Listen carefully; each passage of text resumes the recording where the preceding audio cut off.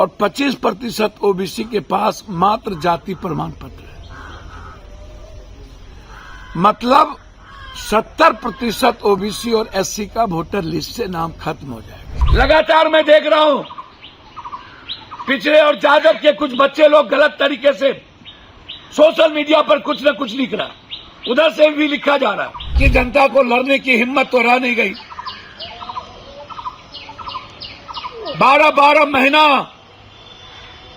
पंजाब और हरियाणा का किसान 900 जान दे दिया, लेकिन सरकार को झुका दिया। मैं बार बार कहता हूं, गंदे लोगों की चर्चा नहीं होनी चाहिए, ठिकाना पर पत्थर नहीं मारना चाहिए। बार बार कहता हूं कि इस देश का और बिहार में या कहीं भी जो भ्रष्टाचारी है, जो दलाल है, वह एक दिन सोसाइटी को खत्म करेगा।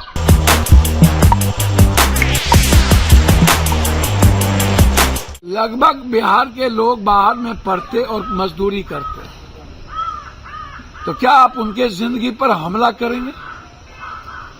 देखिए, 3 तरह के रिव्यू होते हैं। एक रूटीन रिव्यू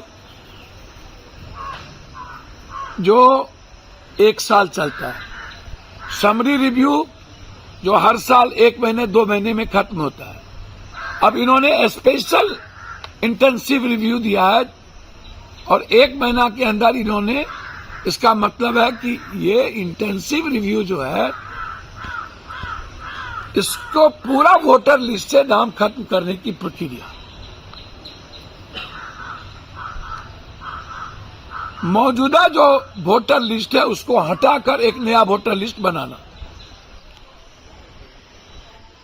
बिहार में 22 साल बाद चुनाव में से सिर्फ 2 महीना पहले स्पेशल इंटेंसिव रिव्यू किया जा रहा है। पहली बार इंटेंसिव रिव्यू जब किया गया था 2 साल लगे थे, अब दावा है कि 1 महीने में ही कर लिया जाए।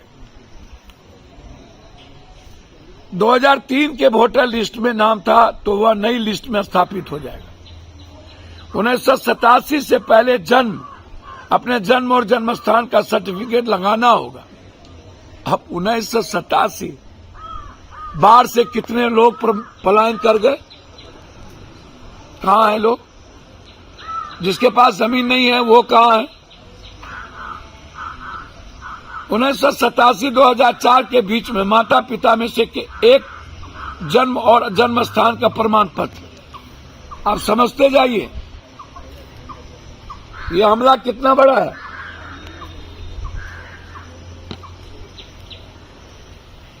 दोनों माता पिता को जन्म और जन्म स्थान का प्रमाण पत्र लगाना होगा। कौन सा प्रमाण मान्य है?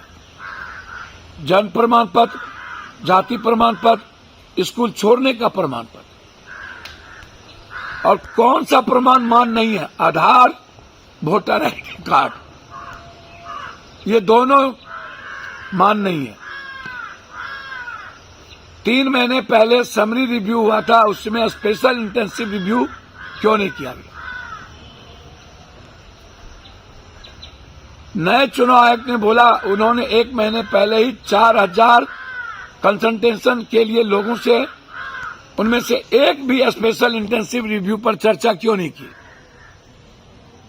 इतना बड़ा कदम उठाने से पहले राजनीतिक दलों से विचार विमर्श आज तक नहीं हुआ। 22 साल बाद एकाएक निर्णय लेने की जरूरत बिहार में ही क्यों पड़ी? अगर यह करना था तो मानसून के दौरान क्यों किया जा रहा है? बिहार में लगभग 73% क्षेत्र बाढ़ग्रस्त है। प्रमाण पत्र ही क्यों चाहिए? आधार कार्ड क्यों नहीं, जो आज सबसे ज्यादा ऑथेंटिसिटी है? लगभग वोटर लिस्ट से लोगों के नाम को हटा दिया गया, गायब कर दिया। तो महाराष्ट्र का चुनाव कैसे जीते आप ये जानते हैं। मैं समझिए, भाजपा और चुनाव आयोग का गंदा खेल को समझने का प्रयास कीजिए। जन्म प्रमाण पत्र, जाति प्रमाण पत्र और 10वीं प्रमाण पत्र, भारत सरकार के NFHS 3 के अनुसार 2001-25 में जन्मे बच्चों में केवल 2.8 के पास जन्म प्रमाण पत्र था, 1 और 5। अब ये माँ बाप का जन्म प्रमाण पत्र कहां से ला? 2.8 सैकड़ा में 2.8। मैट्रिक प्रमाण पत्र की बात करें तो NFHS के 2 के अनुसार 40 से 60 वर्ष के पुरुषों में से केवल 10 से 13% हाई स्कूल में मात्र पढ़ाई पूरी की। जब हाई स्कूल में मेरे बाप दादे ने बच्चों ने पढ़ाई पूरी की ही नहीं, तो मैट्रिक का सर्टिफिकेट कहां से दे, कहां से हम लाएंगे? जाति प्रमाण पत्र की बात करें तो NFHS इंडिया ह्यूमन डेवलपमेंट सर्वे 11-12 के अनुसार 20% SC और 25% OBC के पास मात्र जाति प्रमाण पत्र है। मतलब 70% OBC और SC का वोटर लिस्ट से नाम खत्म हो जाएगा, नहीं रहेगा। अनाथ लोगों का तो कोई सूद है ही नहीं। ये अपने माता पिता का सर्टिफिकेट कहां से लाएंगे, ये भगवान जाने। बिहार में 4 करोड़ से ज्यादा वोटर पलायन करके दूसरे राज्य में चले गए, काम कर रहे हैं। अब आप हमको बताइए कि उनका क्या होगा? इसमें कौन जाति के लोग हैं? आप कैसे जिंदा रहे, कैसे जीना चाहते हैं? ये भाजपा का कितना बड़ा हमला है बिहार पर, कभी सोचे हैं? OBC पर, EBC पर, SC ST पर 4 करोड़, तो वोटर लिस्ट से तो 4 करोड़ गया।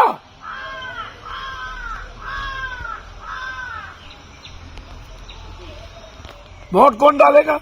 का प्रभाव करीब 4.76 करोड़ पर पड़ेगा, जिनका जन्म 1987 के बाद हुआ। इसको सबसे ज्यादा खमियाजा दलित, ST SC EBC, गरीब, निषाद, मलाह, केवट, नुनिया, चंदवंशी, शाह, चौधरी, कलवार, पासवान, राम, आदिवासी, शर्मा, ततमा, कहार, लोहार, इन पर पड़ेगा।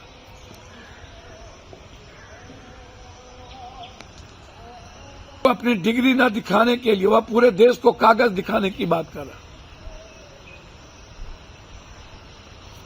गरीबों के अधिकार को छीनने की प्रक्रिया लगातार सतत, कभी भगवान के नाम पर, कभी वर्ग के नाम पर, कभी जाति के नाम पर, कभी नफरत के नाम पर, कभी हिंदू मुसलमान के नाम पर।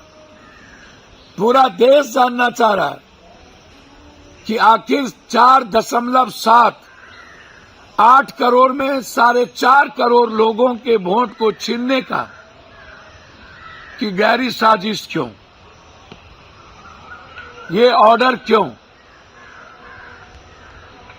इसको समझना अब बिहार के जो लोग हैं, जो जिसके पास थोड़ा पैसा है या जो लूट खसोट के कमा लिया, उसकी समझ से यह निर्णय बाहर है।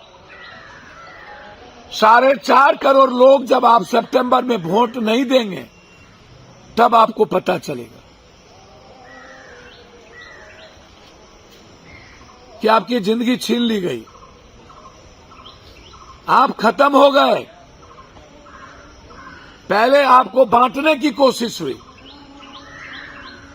पहले एक नई सशक्त प्रणाली चलाने की कोशिश हुई, राष्ट्रपति प्रणाली, 1 नेशन 1 इलेक्शन।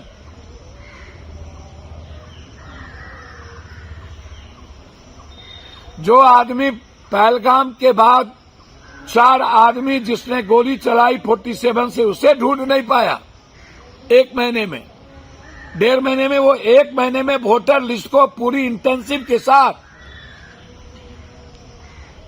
जबकि हम बाढ़ के समय मानसून में आ गए,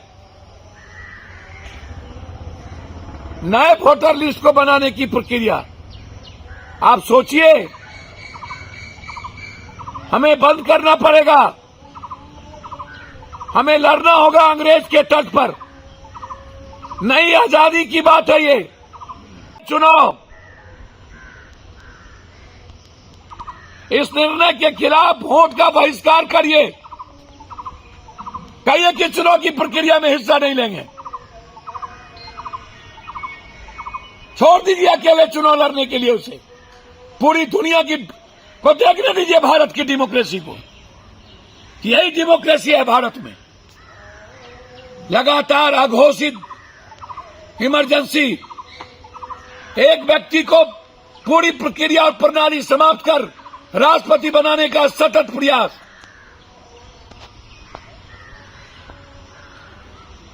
कितना खतरनाक खेल खेला जा रहा है, कितना गंदा खेल खेला जा रहा है।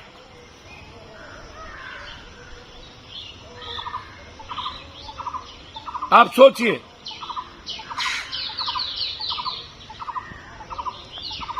आप इसको समझिए और विचार करिए कि जनता को क्या करना चाहिए। बिहार की जनता को लड़ने की हिम्मत तो रह नहीं गई। 12-12 महीना पंजाब और हरियाणा का किसान 900 जान दे दिया, लेकिन सरकार को झुका दिया। क्या ये हिम्मत हमारे भीतर रही है?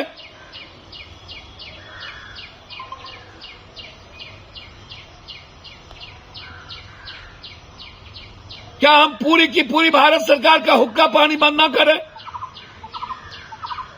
पूरा रेलवे पूर्वोत्तर और उत्तर के सारे दिशा को बंद ना करें?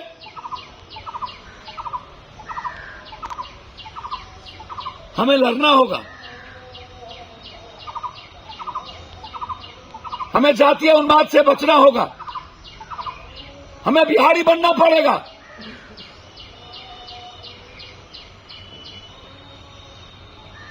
ये लगातार मेरी गहरी चिंता। मैं बार बार कहता हूं, गंदे लोगों की चर्चा नहीं होनी चाहिए।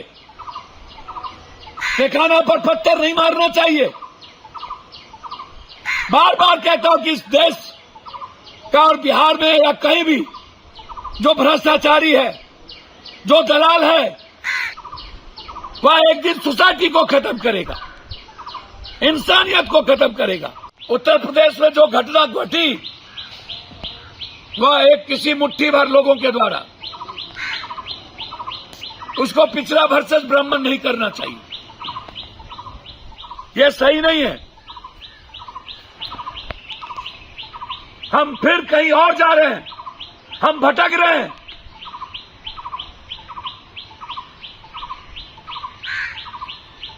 उस पर कानूनी कार्रवाई होनी चाहिए।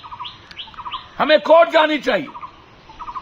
हम भी दूसरों की तरह करने लगे तो क्या होगा? लगातार मैं देख रहा हूं पिछड़े और जादव के कुछ बच्चे लोग गलत तरीके से सोशल मीडिया पर कुछ न कुछ लिख रहा है, उधर से भी लिखा जा रहा है। ये गलत है।